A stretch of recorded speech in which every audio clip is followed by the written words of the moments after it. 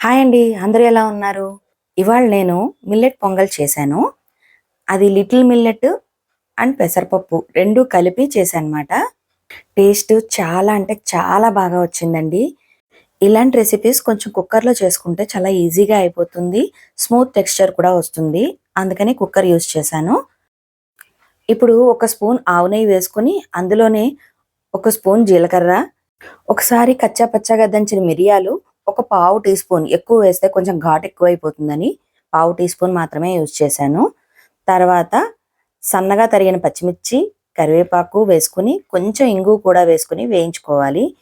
ఈ పోపు వేగిన తర్వాత అందులోనే ఈ కప్పుతో కప్పుడు సామలు తీసుకున్నాను. అందులోనే హాఫ్ కప్ పెసరపప్పు ముందుగానే శుభ్రంగా 2-3 సార్లు కడిగి నానబెట్టుకుని అరగంట పాటు ఉంచాను.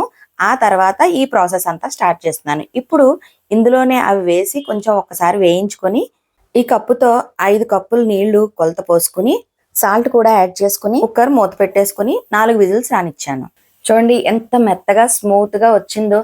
ఇంకా పల్చగా కావాలి అంటే గనక కొంచెం 7-8 గ్లాసులు నీళ్లు పోసుకుంటే చాలా బాగా వస్తుంది. నాకు ఈ టెక్స్చర్ తినడం ఇష్టం కాబట్టి నేను 5 కప్పులే పోసుకున్నాను. టేస్ట్ చూస్తే చాలా యమ్మీగా ఉంది. పల్లీ చట్నీతో తింటే ఇంకా బాగుంటుంది.